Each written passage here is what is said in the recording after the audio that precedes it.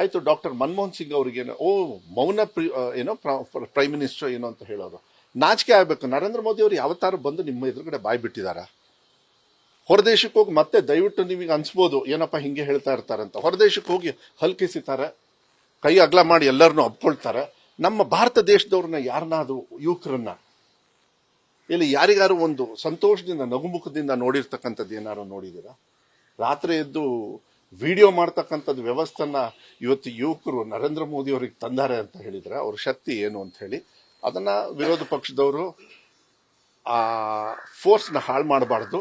ಇದು ಗೆಲುವು ಬಂದೇ ಬರ್ತದೆ. ಅವ್ರ ಜೊತೆಗಿದ್ದು ಮತ್ತೆ ಅದಕ್ಕೊಂದು ಪೊಲಿಟಿಸೈಸ್ ಮಾಡಬಾರ್ದು ಅಂತ ಹೇಳಿ ಹೊರಗಡೆ ಇದ್ದು ಅವರಿಗೆ ಸಹಕಾರ ಮಾಡಿರೋದು ಬಹಳ ಗೌರವಪೂರ್ವಕವಾಗಿ ಮಾಡಿದ್ದಾರೆ. ಬಿಜೆಪಿಯವರು ಕೂಡ ಸುಮಾರಷ್ಟು ಜನರು ನಮಗೂ ಕೂಡ ಹೇಳಿದ್ದಾರೆ, ಇಲ್ಲ ಸರ್ ಇದು ಬಹಳ ಒಳ್ಳೆಯದು, ಇದೊಂದು ಬಹಳ ಕೆಟ್ಟ ನೀತಿ ಅಂತಂದ್ರೆ ಪ್ರಜಾಪ್ರಭುತ್ವದಲ್ಲಿ ಇವತ್ತು ನಮಗೆ ಸ್ವತಂತ್ರ ಸಿಕ್ಕ ಮೇಲೆ ಏನಾದರೂ ಈ ಪ್ರಜಾಪ್ರಭುತ್ವವನ್ನು ಬಾಬಾ ಸಾಹೇಬ್ ಅಂಬೇಡ್ಕರ್ ಅವರು, ಮಹಾತ್ಮ ಗಾಂಧಿ ಅವರು ಏನು ಹೋರಾಟ ಮಾಡಿ ನಮಗೆಲ್ಲ ಕೊಡಿಸಿದ್ದಾರೆ, ಒಂದು ಸಂವಿಧಾನವನ್ನು ಬರೆದು ಕೊಟ್ಟಿದ್ದಾರೆ. ಒಂದು ಯಾವ ರೀತಿ ಈ ಭಾರತ ದೇಶದಲ್ಲಿ ಇರಬೇಕು ಅದನ್ನು ತದ್ದು ವಿರುದ್ಧವಾಗಿ ಅದನ್ನು ಹಾಳು ಮಾಡಬೇಕು, ಬದಲಾವಣೆ ಮಾಡಬೇಕು ಅಂತ ಬಂದವರು ಬಿಜೆಪಿಯವರು. ಆ ಬಿಜೆಪಿಯವರು ಅಧಿಕಾರಕ್ಕೆ ಬಂದಿದ್ದು ಕೂಡ ಈ ದೇಶವನ್ನು ಒಡೆದಾಳ್ದವ್ರು. ಬಿಜೆಪಿಯವರು ಅಂದ್ರೆ ಬ್ರಿಟಿಷ್ ಅವರು ಒಡೆದು ಆಡೇ ನಮ್ಮ ಭಾರತ ದೇಶನ. ಇಲ್ಲಾಂದ್ರೆ ನಮ್ಮ ಭಾರತ ದೇಶ ಯಾವಾಗ ನಮ್ಮ ಭಾರತ ದೇಶ ಯಾವಾಗ ಹಾಳಾಗುತ್ತೆ ಅಂದ್ರೆ ಒಡೆದಾಗ ಮಾತ್ರ. ಬೇರೆಯವ್ರು ಬಂದು ನುಸ್ಕೊಳ್ತಾರೆ. ಅದನ್ನ ಬಿಜೆಪಿಯವರು ಮಾಡಿದ್ದಾರೆ, ಬ್ರಿಟಿಷ್ ಅವರಿಂದ ಇವ್ರು ಕಲ್ತಿದ್ದಾರೆ. ಇವತ್ತು ಅದನ್ನ ಇವರು ಕೊಬ್ಬನ್ನ ಇಳಿಸಿದ್ದಾರೆ. ಏನು ಇವರು ಒಂದು ಆ ತತ್ವ ಸಿದ್ಧಾಂತ ನಮ್ಮ ಹಿಂದುತ್ವ ಅಲ್ಲಿ ಎಲ್ಲರೂ ಕೂಡ ಎಲ್ಲ ಜಾತಿ ಸಮಾಜದವರು ಎಲ್ಲ ಪಕ್ಷಾತೀತವಾಗಿ ಮಕ್ಕಳು ಪ್ರೀತಿ ವಿಶ್ವಾಸದಿಂದ ಅವ್ರದೇ ಆಗಿರ್ತಕ್ಕಂಥ ಕ್ರಿಯೇಟಿವಿಟಿ. ಎಸ್, ಕೆಲವು ಸತಿ ನ್ಯಾಷನಲ್ ಮೀಡಿಯಾ, ಕೆಲವು ಮೀಡಿಯಾದವರಿಗೆ, ಮೈನ್ ಸ್ಟ್ರೀಮ್ ಮೀಡಿಯಾದವರಿಗೆ ಅವರು ನಡ್ಕೊಂಡಿರ್ತಕ್ಕಂಥದ್ದು ಆಂಗರಿಗೆ ಮಾಡಿದ್ದಾರೆ ಹೊರತು. ನಾನು ನಿನ್ನೆ ನೋಡಿದೆ, ಇವತ್ತು ಬೆಳಗ್ಗೆ ನೋಡ್ತಾ ಇದ್ದೆ ನಾನು, ಅವ್ರಿಗೆಲ್ಲರಿಗೂ ಹೋಗಿ ಕೈ ಹಿಡಿದು ಸಾರಿ ಅಂದು ಒಂದಿಬ್ರಿಗೆ ಕಾಲಿಗೆ ಬಿದ್ದುಬಿಟ್ರು ಅವರು. ಸಾರಿ, ಆ ಆಂಗರಲ್ಲಿ ನಾವು ಹಂಗೆ ಮಾಡಿದ್ವಿ ಅಂತ. ಮಕ್ಕಳಿಗೆ ಒಳ್ಳೆ ದಾರಿ ಇದೆ, ಅವ್ರ ಹತ್ರ ಒಳ್ಳೇದು ಇದೆ, ಆಂಗರು ಇದೆ. ಆ ಆಂಗರ್ನ ಬೀದಿಗೆ ತರಬಾರ್ದು. ನಾನು ಹೇಳ್ತೀನಲ್ಲ, ಈ ದೇಶದಲ್ಲಿ ಎಜುಕೇಶನ್ ಸಿಸ್ಟಮ್ನ ಕೊಡಿ. ಖರ್ಚು ಮಾಡೋದನ್ನ ಎಷ್ಟು ಖರ್ಚು ಮಾಡ್ತಾರೆ? 1.5 ಲಕ್ಷ ಕೋಟಿ. ನಮ್ದು ನಾವು ಸುಮಾರು 11% ನಮ್ಮ ಬಜೆಟ್ ಏನಿದೆ 11% ಸಿದ್ದರಾಮಯ್ಯ ಸಾಹೇಬರು ಮುಖ್ಯಮಂತ್ರಿಗಳಿದ್ದಾಗ, ನಾನಿದ್ದಾಗ 33,000 crores ಖರ್ಚು ಮಾಡ್ತಾ ಇದ್ದೆ. ನಾನು ಇವಾಗ 44,000 ನಾವು ಎಜುಕೇಷನ್ಗೆ ಖರ್ಚು ಮಾಡ್ತೀವಿ ಅಂತ ನೀವೇ ಹೇಳಿ ನೋಡೋಣ. ಎಲ್ಲದರಲ್ಲೂ ಕೂಡ ಒಳ್ಳೇದು. ಅಜೀಂ ಪ್ರೇಮ್ಜಿ ಅವರು ನಮಗೆ ಸಹಕಾರ ಮಾಡಿದ್ರು, ಬೇರೆಯವ್ರು ಸಹಕಾರ. ಇಂಥದ್ದನ್ನ ತಗೊಂಡು ಹೋಗ್ಬೇಕು ಹೊರತು ಮಕ್ಕಳಿಗೆ ಒಡೆದಾಳ್ತಕ್ಕಂಥದ್ದು ವ್ಯವಸ್ಥೆಯನ್ನು ನೀವು ನೋಡಿ. ನಾವು ಏನೇ ಭಾಷಣ ಮಾಡಿದ್ರೂ ಬಿಜೆಪಿ ಅವರಿಗೆ ನಾವು ವಿರೋಧ ಪಕ್ಷದವ್ರು ಕಾಣಿಸ್ತೀವಿ. ಆದರೆ ನನಗೆ ಇವತ್ತು ಹೆಮ್ಮೆ ಇದೆ, ನಮ್ಮ ರಾಜ್ಯದಲ್ಲಿ ನಾನೊಬ್ಬ ಶಿಕ್ಷಣ ಸಚಿವನಾಗಿ ಬಹಳ ಪ್ರಾಮಾಣಿಕವಾಗಿ ನಾವು ಕೆಲಸ ಮಾಡ್ಕೊಂಡು ಹೋಗಿದ್ದೀವಿ. ಧರ್ಮೇಂದ್ರ ಪ್ರಧಾನ್ ಅವರನ್ನ ಬದಲಾವಣೆ ಮಾಡಿ ಇವಾಗ ಜೋಶಿ ಅವ್ರಿಗೆ ಕೊಟ್ಟಿದ್ದಾರೆ. ಅದನ್ನು ಮತ್ತೆ ಅವ್ರು ಕೆಟ್ಟ ಚಾಳಿ ತರಬಾರ್ದು. ಅವ್ರು ಏನು ಈ ರಾಜ್ಯದ ಮಕ್ಕಳಿಗೆ ಬೇಕಾಗ್ತದೆ ಅದನ್ನು ಕೊಡಬೇಕಾಗ್ತದೆ. ಇಲ್ಲ ಅಂದರೆ ಮಕ್ಕಳು ಆಮೇಲೆ ಈ ಥರ ಹೋರಾಟಗಳಲ್ಲಿ ವಿರೋಧ ಪಕ್ಷದ ಜೊತೆಗೆ ಇಂಥವ್ರು ಸೇರ್ಬೇಕಾಗತ್ತೆ. ಈಗ ಎಥನಾಲ್ ಅದು ಕೂಡ ಭಾಳ ಒಂದು ದೊಡ್ಡ ಮಟ್ಟದಲ್ಲಿ ಏನು ಅಂತ ಹೇಳಿ ನಾನು ಈಗ ಸದ್ಯಕ್ಕೆ ಹೇಳಕ್ಕೆ ಹೋಗೋದಿಲ್ಲ. ಅದನ್ನು ನಾನು ದೊಡ್ಡ ಸೃಷ್ಟಿ ಮಾಡಿ ಏನೋ ಒಂದು ಆಂದೋಲನ ಮಾಡೋದಕ್ಕೆ ಹೋಗೋದಿಲ್ಲ.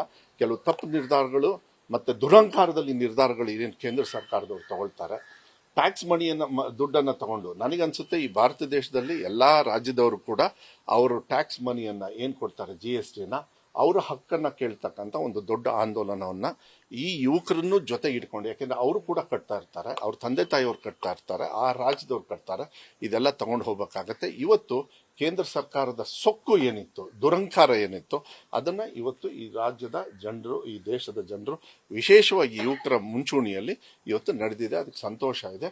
ಇವತ್ತು ಒಳ್ಳೆ ದಿಕ್ಕಿಗೆ ಬಾಬಾ ಸಾಹೇಬ್ ಅಂಬೇಡ್ಕರ್ ಅವರು ಕೊಟ್ಟಿರ್ತಕ್ಕಂಥ ದಿಕ್ಕಿಗೆ ನಾವು ಹೋಗ್ತಾ ಇದ್ದೀವಿ ಅಂತ ಹೇಳಿ ಒಂದು ತೃಪ್ತಿಯೂ ಕೂಡ ಇದೆ. ಮಕ್ಕಳಿಗೆ ಯಾವತ್ತೂ ಕೂಡ ಅವ್ರ ಜೊತೆಗೆ ಇರ್ತಕ್ಕಂಥದ್ದು ನಮ್ಮ ಕರ್ತವ್ಯ ಕೂಡ.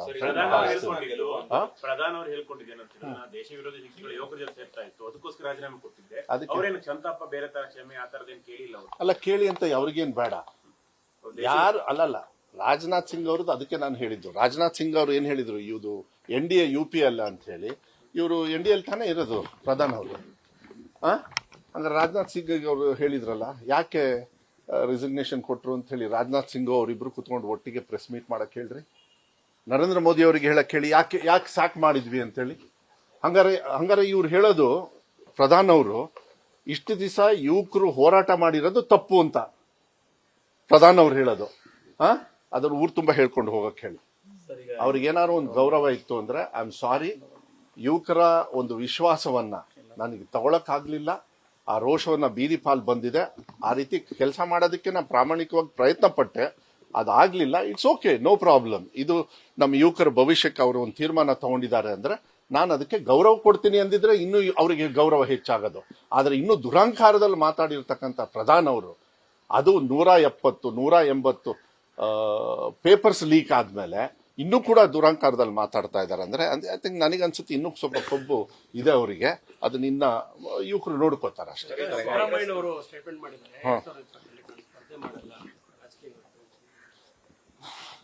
ನಾನು ವೈಯಕ್ತಿಕವಾಗಿ ಅವ್ರು ಏನು ಹೇಳ್ತಾರೆ ಅದು ಬೇರೆ ಪ್ರಶ್ನೆ. ಆದರೆ ಸಿದ್ದರಾಮಯ್ಯ ಅವರು ಯಾವಾಗಲೂ ಇರಬೇಕು. ಅವರ ಮಾರ್ಗದರ್ಶನ ನಮ್ಮ ರಾಜ್ಯಕ್ಕೆ ಬಹಳ ಮುಖ್ಯ ಅಂತ ಹೇಳಿ ನಾನು ಭಾವಿಸ್ತೀನಿ. ಯಾಕೆಂದರೆ ಗ್ಯಾರಂಟಿಗಳನ್ನು ಅನೌನ್ಸ್ ಮಾಡಿ ಅದನ್ನು ಕೆಲಸವನ್ನು ಮಾಡಿದ್ರಲ್ಲ, ಅವ್ರ ಅಡಿಯಲ್ಲಿ ಏನು ನುಡಿದಂತೆ ನಡೆದಿದ್ದಾರೆ ಅಂತ ಹೇಳಿ ಹೇಳ್ತಾರಲ್ಲ, ಅದಕ್ಕೆ ಬೇಕಾಗ್ತದೆ. ಅವ್ರು ಏನೇ ವೈಯಕ್ತಿಕವಾಗಿ ತೀರ್ಮಾನ ಮಾಡ್ಬೋದು, ಆದರೆ ಶಾಶ್ವತವಾಗಿ ಅವ್ರ ಶಕ್ತಿ ಕಾಂಗ್ರೆಸ್ ಪಕ್ಷಕ್ಕೆ ಬೇಕಾಗ್ತದೆ, ಅವರ ಸೇವೆ ರಾಜ್ಯಕ್ಕೆ ಬೇಕಾಗ್ತದೆ. ಈ ಥರ ತೀರ್ಮಾನ ಅವರು ತಗೊಳ್ಳೋದು ಬೇಡ ಅಂಥೇಳಿ ವೈಯಕ್ತಿಕವಾಗಿ ನಾನು ಹೇಳಲಿಕ್ಕೆ ಇಷ್ಟಪಡ್ತೀನಿ. ಹೋಗಿ ನಾವೆಲ್ಲ ಫೋರ್ಸು ಕೂಡ ನಾವು ಮಾಡವ್ರೆ. ಅವ್ರು ಹೇಳ್ತಾರೆ ಕೆಲವು ಸತಿ, ಏನು ಮಾಡೋಕ್ಕಾಗಲ್ಲ. ಆದರೆ ಅವರೊಬ್ಬರೇ ತೀರ್ಮಾನ ತಗೊಳಕ್ಕಾಗಲ್ಲ. ಅವರ ಅಭಿಮಾನಿಗಳಿಗೆ ಆ ಶಕ್ತಿಯನ್ನು ಕೊಡಬೇಕು. ಯಾಕೆಂದರೆ ಒಬ್ಬ ಲೀಡರ್ನ ಬೆಳೆಸೋದು ಅವ್ರ ಅಭಿಮಾನಿಗಳು. ಸೊ ಅವ್ರ ಅಭಿಮಾನಿಗಳು ತೀರ್ಮಾನ ತಗೋಬೇಕು ಅಂತ ಹೇಳಿ ನನ್ನ ಆಸೆ. ಸರ್, ತಾವೇನಾದ್ರು ಡೆಲ್ಲಿಗೆ ಏನಾದ್ರು ಹೋಗ್ತೀರಾ ಸರ್? ಇಲ್ಲ, ಸಚಿವ ಸ್ಥಾನದ ಆಕಾಂಕ್ಷಿಗಳೆಲ್ಲರೂ ಕೂಡ ಹೋಗ್ತಾ ಇದ್ದಾರೆ, ಕ್ಯಾಬಿನೆಟ್ ಆಗುತ್ತೆ ಅನ್ನೋಂತ ನಿರೀಕ್ಷೆಯಲ್ಲಿದ್ದಾರೆ. ನೋಡಿ, ಹೋಗೋರು ಪಾಪ ಅವ್ರ ಆಸೆ ಮೇಲೆ ಹೋಗ್ತಾರೆ. ಅವ್ರು ಕೇಳೋ ಅವರಿಗೆ ಏನು ಆ ಫ್ರೀಡಮ್ ಇರ್ತದೆ, ಅದರಲ್ಲೇನು ತಪ್ಪೇನಿಲ್ಲ. ನಾನೇ ಹೋಗೋದಿಲ್ಲ. ಆದರೆ ಹೋಗಿ ನಾವು ಮುಂಚೆ ಯಾರ್ಯಾರಿಗೆ ನಾವು ರಿಕ್ವೆಸ್ಟ್ ಮಾಡಬೇಕು, ನಮ್ಮ ಕರ್ತವ್ಯ ಏನಿದೆ ಅದನ್ನು ಒಂದು ಸತಿ ಮಾಡಬೇಕು. ನಾವು 100 ಸತಿ ಹೋದ್ರೂ ಕೂಡ ಅದಕ್ಕೆ ಅರ್ಥ ಅಷ್ಟೇ ಇರುತ್ತೆ. ಆದರೆ ಇದು ಸಂಪೂರ್ಣವಾಗಿ ಕೇಂದ್ರಿತವಾಗಿರ್ತದೆ. ನಮ್ಮ ಪಕ್ಷದೊಳಗೆ ಹೈಕಮಾಂಡ್ ಅಂತ ಇರ್ತದೆ. ಅವ್ರು ಏನು ತೀರ್ಮಾನ ತಗೊಳ್ತಾರೆ ಅದಕ್ಕೆ ನಾವು ಬದ್ಧವಾಗಿರಬೇಕಾಗುತ್ತೆ. ಹೈಕಮಾಂಡ್ ಅವರು ತೀರ್ಮಾನ ತಗೊಳ್ಬೇಕಾದ್ರೆ ಭಾಳ ಬ್ಯಾಲೆನ್ಸ್ಡ್ ಆಗಿ 2028 ಇರ್ಬೋದು, ಯಾರ್ಯಾರು ಕೆಲಸ ಮಾಡ್ತಾರೆ, ಯಾರ್ಯಾರಿಗೆ ಅವಶ್ಯಕತೆ ಕೊಡಬೇಕು, ಯಾರ್ಯಾರಿಗೆ ಅವಕಾಶಗಳ ಕೊರತೆ ಆಗಿ ಅವ್ರಿಗೆ ಕೊಟ್ಟಿಲ್ಲ, ಅದು ಸಮಾಜ ಇರಬೇಕು, ಧರ್ಮ ಇರ್ಬೋದು, ಜಾತಿ ಇರ್ಬೋದು, ಪ್ರಾಂತ್ಯ ಇರ್ಬೋದು, ಎಲ್ಲದೂ ನೋಡಿ ಕೊಡ್ತಾರೆ. ಅದನ್ನು ನಾನು ಹೈಕಮಾಂಡ್ ಅವ್ರು ಏನು ತೀರ್ಮಾನ ತಗೊಳ್ತಾರೆ ಅದಕ್ಕೆ ಯಾವತ್ತೂ ಕೂಡ ನಾವು ಬದ್ಧವಾಗಿರ್ತೀವಿ. 3 ತಿಂಗಳು ಮುಂದುವರಿಸಬೇಕು ಅಂತಂದೇಳಿ ದೇವನೂರು ಮಹಾದೇವ್ ಅವರು ಕೋರ್ಟ್ಗೆ ಅರ್ಜಿ ಹಾಕೊಂಡಿದ್ದಾರೆ. ಅದೇನಂದ್ರೆ ಕೆಲವರಿಗೆ ಚುನಾವಣೆ ಮತ್ತೆ ವಿಳಂಬ ಆಗಲ್ಲ ನನ್ಗೆ ಗೊತ್ತಿಲ್ಲ. ಅದು ವೈಯಕ್ತಿಕವಾಗಿ ದೇವನೂರು ಅವ್ರು ಯಾಕೆ ಹೇಳ್ತಾರೆ ಅಂತ ಹೇಳಿದ್ರೆ, ಎಲ್ಲರಿಗೂ ಮತದಾನದ ಹಕ್ಕು ಬೇಕಾಗ್ತದೆ. ಇಂಥ ಫೋರ್ಸ್ ಮಾಡಿ ವೆಸ್ಟ್ ಬೆಂಗಾಲಲ್ಲಿ, ಬಿಹಾರಲ್ಲಿ ಮಾಡಿರ್ತಕ್ಕಂಥ ತಪ್ಪುಗಳನ್ನು ಇಲ್ಲೂ ಏನಾರು ಮಾಡಿಬಿಟ್ರೆ ಕಷ್ಟ ಆಗುತ್ತೆ ಅಂತೇಳಿ ಈಗ ಸೊರಬ ಎಲ್ಲ ನಾವೆಲ್ಲ ಆಗಲೇ 91%, 92% ಎಲ್ಲ ಬಂದಿದ್ದೀವಿ. ನಮ್ಮ ಕಡೆಗೆಲ್ಲ ನಾವು ಮಾಡಿದ್ದೀವಿ. ಕೆಲವು ಕಡೆಗೆ ಸ್ವಲ್ಪ ತೊಂದರೆಗಳಿದ್ದಾವೆ, ಎಸ್ಪೆಷಲಿ ಸಿಟಿಯಲ್ಲಿ. ಅದು ಪ್ರಾಕ್ಟಿಕಲ್ ಆಗಿರ್ಬೇಕು. ನಮ್ಮ ದೇಶದ ಪ್ರಜೆ ಅಂತ ಹೇಳಿದಾಗ 100% ಅವರಿಗೆ ಏನು ವೋಟಿಂಗ್ ರೈಟ್ಸ್ನ ಕೊಡಿಸ್ತಕ್ಕಂಥದ್ದು ನಮ್ಮದು ಮತ್ತು ನಿಮ್ಮ ಮಾಧ್ಯಮದವರು ನಿಮ್ಮದು ಕೂಡ ಕರ್ತವ್ಯ ಆಗುತ್ತೆ. ದೇವನೂರು ಅವ್ರು ಏನು ಹೇಳಿದ್ದಾರೆ ಅದು ಕರೆಕ್ಟಾಗಿದೆ ಅಂತ ಹೇಳಿದರೆ ನನಗೂ ಅದು ಭಾವಿಸ್ತೀನಿ. ಯಾಕೆಂದರೆ ಅವರೆಲ್ಲ ತುಂಬ ಯೋಚನೆ ಮಾಡಿ ಹೇಳಿರ್ತಾರೆ. ಆ ಥರ ಏನಾರು ಇತ್ತು ಅಂದರೆ ಈ ಥರ ತೀರ್ಮಾನವನ್ನು ತಗೊಳ್ಬೇಕಾಗತ್ತೆ. ಫ್ರೀಡಮ್ ಆಫ್ ವೋಟಿಂಗ್ ಏನಿದೆ ಎಲ್ಲ ಪ್ರಜೆಗೂ ಕೂಡ ಅದು ಸಿಗಬೇಕಾಗತ್ತೆ. ಅದನ್ನು ಕೊಡ್ತಕ್ಕಂಥದ್ದು ಪಕ್ಷಗಳ ಕರ್ತವ್ಯ, ಸರ್ಕಾರಗಳ ಕರ್ತವ್ಯ. ಮಾಧ್ಯಮದವ್ರು ನೀವು ಕೂಡ ಕೈ ಜೋಡಿಸ್ಬೇಕು ಅಂತೇಳಿ ನಾನು ಮನವಿಯನ್ನು ಮಾಡಲಿಕ್ಕೆ ಮತಗಳು ಉಳಿಬೇಕು, ಅದರಲ್ಲಿ 2 ಮಾತಿಲ್ಲ ಸರ್. ಆದ್ರೆ ಇದೇ ವಿಚಾರದಲ್ಲಿ ಚುನಾವಣೆಗಳು, ಸ್ಥಳೀಯ ಚುನಾವಣೆಗಳೆಲ್ಲವೂ ಕೂಡ, ಜಿಬಿಎ ಚುನಾವಣೆಗಳೆಲ್ಲ ಮತ್ತಷ್ಟು ವಿಳಂಬ ಆಗ್ತಾ ಇದೆ. ಅಲ್ಲ, ಆಯ್ತು, ಇವ್ರು ಹಂಗಾರೆ ಬಹಳ ಸ್ಪೀಡ್ ಆಗಿ ಮಾಡ್ತಕ್ಕಂಥದ್ದು ವ್ಯವಸ್ಥೆ ಇಟ್ಕೊಂಡು ಮಾಡ್ಲಿ. ಹಾಗಾದ್ರೆ ಮತ ಇಲ್ಲದೆ ಜಿಬಿಎ ಆಗಲಿ ಬೇರೆದಾಗ್ಲಿ ಮಾಡ್ರಿ ಅಂತೇಳಿ ನೀವು ಅದನ್ನ ಪ್ರೋಸೆಸ್ ಮಾಡ್ತೀರಾ? ನೀವು ಅದನ್ನ ಎಕ್ಸೆಪ್ಟ್ ಮಾಡ್ತೀರಾ? ಇಲ್ಲ. ಮತ ಹಕ್ಕು ಇಲ್ಲದೆ ಮತದಾನ ಮಾಡ್ರಿ ಅಂತ ಹೇಳಿದ್ರೆ ಅದು ಅದಂತ ದುರಂತ ಇನ್ಯಾವುದೂ ಇಲ್ಲ. ಕರೆಕ್ಟ್ ಅಲ್ವಾ? ಸೊ ಇದೆಲ್ಲದೂ ಕೂಡ ಟೀಮ್ ವರ್ಕ್ ಮಾಡಿದ್ರೆ ಅದು ಸರಿ ಆಗ್ತದೆ. ಮತ ಯಾರಿಗಾರ ಹಕ್ಕೊಳ್ಳಿ, ಆದ್ರೆ ಮತ ಹಕ್ಕು ಕೊಡ್ಸೋದು ನಮ್ಮ ಕರ್ತವ್ಯ ಆಗುತ್ತೆ. ಅದನ್ನ ನಾವು ಮಾಡಬೇಕು. ಈಗ ಶಿಕ್ಷಣ ಸಚಿವರಾಗಿ ಸಾಕಷ್ಟು ಕೆಲಸ ಮಾಡಿದ್ರಿ ನೀವು ಕೂಡ. ಮತ್ತೊಮ್ಮೆ ಮಧು ಬಂಗಾರಪ್ಪ ಅವರಿಗೆ ಅವಕಾಶ ಸಿಗುತ್ತೆ ನಿರೀಕ್ಷೆ ಇದೆ? ಯಾಕೆ ನೀವು ಲಾಬಿ ಮಾಡಲ್ಲ ಅಂತ ಹೇಳಿದ್ರಿ. ನಾವು ಸ್ಕೂಲ್ ಗಂಟೆ ಹೊಡೆದಂಗೆ ನಮ್ಮ ಡೆಲ್ಲಿಯಲ್ಲಿ ಗಂಟೆ ಹೊಡೆದಾಗ ಮಾತ್ರ ನಾವು ಇದಕ್ಕೆ ಗೋಣ ಹಾಕ್ಬೋದು. ಅಲ್ಲಿವರೆಗೂ ತೆಪ್ಪ ಕೂತ್ಕೋಬೇಕು.